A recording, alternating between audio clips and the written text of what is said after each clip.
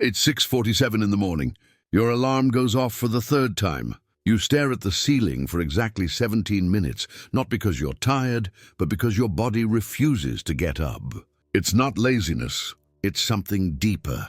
Your soul is on strike before your mind even processes that you have to go to work. You've been in the same job for 3 years, with the same boss, doing the same tasks you could perform in your sleep. And yet every morning feels like betraying a part of yourself you no longer recognize. If this sounds familiar, you're not alone, and what you feel is not weakness. It's your psyche sending you an alert signal that millions of people are experiencing simultaneously at this exact moment in human history. The Great Resignation is not just a labor phenomenon. It's the visible symptom of a collective psychological crisis that has been brewing for decades. Since 2021, more than 47 million Americans have voluntarily quit their jobs, and similar figures are replicated in virtually all developed economies worldwide. But here's what economists aren't saying. They're not quitting for better salaries or working conditions. They're quitting because they've awakened from a collective trance that kept them functioning on autopilot, fulfilling roles they never consciously chose, pursuing goals that were never theirs, Carl. Jung described this phenomenon nearly a century ago when he spoke of the collective neurosis that arises when an entire society loses connection with its authentic purpose. What we're seeing is not an economic crisis, it's a crisis of meaning on a massive scale. It's the moment when millions of people simultaneously realize they've been living lives that don't belong to them, built on expectations they internalized without questioning, in a system that promised happiness in exchange for conformity, but only delivered existential emptiness wrapped in bi-weekly paychecks. Work, as we know it, became a sophisticated form of alienation. Marx had already predicted this, but he didn't anticipate that alienation would come not only from economic exploitation, but from something much more subtle and devastating, the total disconnection between what we do for 8 hours a day and who we really are. We've created a culture where the question, "What do you do?" has become synonymous with "Who are you?" And millions of people have discovered they don't have an authentic answer to either. The pandemic didn't cause the Great Resignation. It simply removed the distractions that prevented us from seeing the reality that was already there. When the world stopped, when we were left alone with ourselves, without the frantic routine that kept us narcotized, something fundamental broke. It was like waking up from a dream and realizing you'd been sleepwalking for years. Suddenly, the excuses we gave ourselves for tolerating jobs we hated sounded hollow. It's temporary. I need stability. Everyone goes through this, revealed themselves as survival mantras in a system that had turned resignation into virtue. To truly understand what's happening, we need to map the 4 psychological stages a person goes through before taking the step toward resignation. It's not a linear or conscious process, but it follows predictable patterns that repeat in practically all cases. The first stage is silent cognitive dissonance. This is where it all begins, long before the person even considers quitting. It's that strange feeling of playing a role that doesn't fit you well, but that you've been acting for so long you've forgotten it's an act. Leon Festinger, who coined the term cognitive dissonance, explained that we experience psychological discomfort when our actions don't match our values or beliefs. In the work context, this manifests as constant tension between what you do and what you feel you should be doing. It's not that you hate your job yet, it's that something inside you constantly whispers that this isn't your thing, that there's something more waiting for you. But that whisper is so soft, you drown it out with busyness, responsibilities, and the narrative that this is adult life. During this stage, people develop what we could call unconscious adaptation strategies. They begin to create micro-rituals that allow them to survive the workday without confronting the reality of their dissatisfaction. They become experts at distraction. They compulsively check social media, extend breaks, get involved in office drama, anything that allows them not to be completely present in what they're doing. Because being completely present would mean recognizing that they're wasting hours of their finite life on activities that not only don't nourish them, but actively empty them. The second stage is the mortality awakening. This is what Viktor Frankl would call an existential moment. It's usually triggered by specific events, the death of a loved one, a significant birthday, a health crisis, or simply that sudden realization that years have passed and you feel exactly the same as when you started. It's the moment when the finitude of life stops being a philosophical abstraction and becomes a visceral reality. Suddenly, time is not infinite. Suddenly, every hour you spend doing something you don't love feels like a betrayal of your own existence. This awakening comes accompanied by what existential psychologists call ontological anxiety, which is not fear of something specific, but the deep terror of wasting your only chance to really live. It's in this stage where people begin to make obsessive mental calculations. If I work until 65, I have 23 more years of this.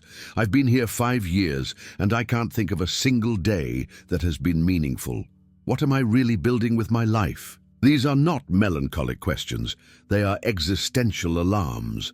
It's the psyche screaming that something fundamental is wrong.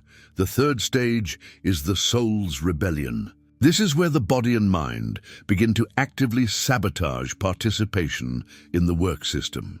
It's not a conscious decision. It's a biological response to a situation that the organism perceives as threatening to its psychological integrity. People in this stage experience what appear to be physical symptoms with no apparent medical cause: chronic fatigue, digestive problems, insomnia, constant headaches. Doctors examine them and find nothing wrong because they're not looking in the right place. The problem isn't in the body, it's in the soul. But the body is the one that pays the consequences of living an inauthentic life. Psychologically, this stage is characterized by what we could call unconscious passive resistance. People begin to arrive late without realizing it, to make mistakes they normally wouldn't make, to feel physical aversion to their workplace. It's not that they're irresponsible or lazy, it's that their nervous system is in constant alarm state because it perceives the work environment as a place where their true self cannot exist. It's the same response we would have if we were forced to wear clothes 3 sizes too small for 8 hours a day. Eventually, the body rebels. The fourth stage is terminal clarity. This is the moment of decision, but it's not a rational decision in the traditional sense. It's rather a conscious surrender to something you already knew at the deepest level of your being. It's when you finally admit that you can't keep pretending this is okay, that you can't keep sacrificing your authenticity on the altar of economic security. The clarity that comes in this stage is so intense it can be terrifying, because it comes accompanied by the understanding that there's no going back. Once you see the cage, you can't pretend it doesn't exist. What makes this stage particularly powerful is that it transcends fear. For years, fear has been the guardian that keeps people trapped in unsatisfying work situations. Fear of economic instability, fear of social judgment, fear of the unknown. But when you reach terminal clarity, something fundamentally changes in your relationship with fear. It's not that fear disappears, it's that it becomes less important than the need to live authentically. It's the moment when you realize that the greatest risk is not quitting, but staying.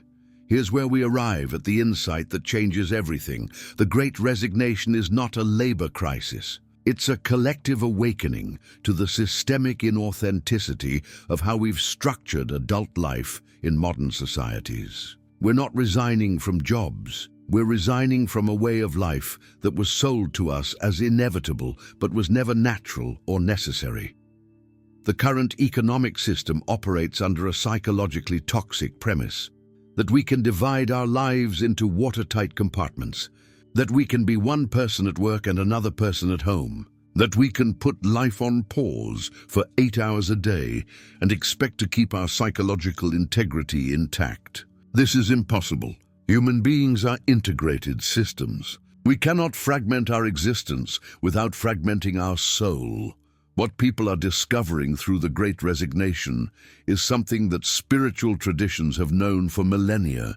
That work is not just an economic activity, it's an expression of who we are. When work is alienated from our essential nature, our entire life becomes alienated. It's no coincidence that rates of depression, anxiety, and suicide have increased exponentially in the same decades that work became more efficient, more technified, and more disconnected from real human purpose. The Buddhist tradition speaks of the right livelihood as one of the essential components of spiritual awakening. You cannot be awake in your spiritual life if you're asleep in your work life. You cannot cultivate compassion, presence, and wisdom in your free time if you spend most of your conscious time in activities that require you to suppress those same qualities. It's an impossible equation, and millions of people are arriving at this understanding simultaneously. But here comes the deepest and most liberating part of this realization. You're not crazy for feeling that something is fundamentally wrong with the modern work system. You're not weak for not being able to adapt to something that goes against your essential nature. You're not immature for resisting accepting that this is how things are. Your resistance is sanity. Your dissatisfaction is wisdom. Your desire for something more authentic is not a naive fantasy. It's your soul reminding you who you really are beneath all the layers of social conditioning. The Great Resignation is, at its core, an act of collective self-love. It's millions of people telling themselves, I deserve a life that makes sense. I deserve work that uses my real talents. I deserve to spend my days in a way that makes me grow instead of shrink. I deserve more than survival. And they're right. This doesn't mean that quitting your job is the only option, or that it's the right option for everyone. What it means is that we need to fundamentally rethink our relationship with work and with life. We need to recognize that the current model isn't working, not because it's economically unsustainable, but because it's psychologically and spiritually unsustainable. The path forward is not simple, but it's clear. It begins with the courage to be honest with yourself about what you really feel in relation to how you're spending your time. Not what you think you should feel, not what you've been told is realistic to feel, but what you really feel in your body and in your heart when you wake up each morning. If you feel that resistance, that heaviness, that sensation of betraying something essential in you, don't ignore it. Don't minimize it. Don't convince yourself it's immaturity or ingratitude. It's information. It's your inner wisdom trying to guide you towards something more aligned with who you really are. You may not know exactly what that something is, but you can start by honoring the truth that what you have now isn't working for your soul. The next step is to begin reconnecting with what gives you genuine energy, not what gives you money or status or security, but what makes you feel more alive, more yourself, more connected to your purpose. This requires time and mental space, two things the current work system is designed not to give you. But you can find small ways to create that space. It can be 10 minutes each morning reflecting on what you'd like to do if you had no limitations. It can be an hour each weekend exploring something that calls your attention without worrying about whether it's practical. It can be honest conversations with people who have made significant changes in their lives. You also need to begin questioning the narratives that have kept you trapped. I need security. I can't just follow my dreams. I have responsibilities. These may be partial truths, but they're often also sophisticated excuses to avoid the risk of living authentically. I'm not suggesting irresponsibility. I'm suggesting that you examine whether these responsibilities are real or are ways of avoiding the deeper responsibility you have to yourself. Real transformation occurs when you begin to see your work life not as something separate from your personal and spiritual development, but as an extension of it. When you start asking yourself not just what job will give me more money, but what kind of work will allow me to grow as a person? What kind of contribution do I want to make to the world? How do I want my life to feel when I'm living it, not just when I'm remembering it? This doesn't mean you have to turn your passion into your profession. That's another modern trap. It means you need to find ways to align how you spend your time with who you really are and what you really value. Sometimes this means changing jobs. Sometimes it means changing careers completely. Sometimes it means changing your relationship with the job you already have. And sometimes it means changing your complete definition of what constitutes a successful life. The Great Resignation is, ultimately, a collective invitation to remember that we are human beings, not human resources, that we have a life, not a career, that we're here to grow, create, connect, and contribute, not just to produce and consume. It's an opportunity to reconnect with ancestral wisdom that knew that work was only a part of life, not all of life. The most beautiful thing about this historical moment is that you're not alone in this search. Millions of people are asking the same questions, feeling the same concerns, making the same brave decisions. We're in the middle of a silent revolution of consciousness where people around the world are choosing authenticity over conformity, purpose over salary, growth over security. This is not easy. It requires courage, patience, and a deep faith that you deserve a life that makes sense. But it's possible, and it's necessary, not just for your individual well-being, but for the collective health of our civilization. Because when millions of people begin to live more authentically, the entire system begins to change to accommodate that authenticity. Your dissatisfaction is not a problem you need to solve by suppressing it.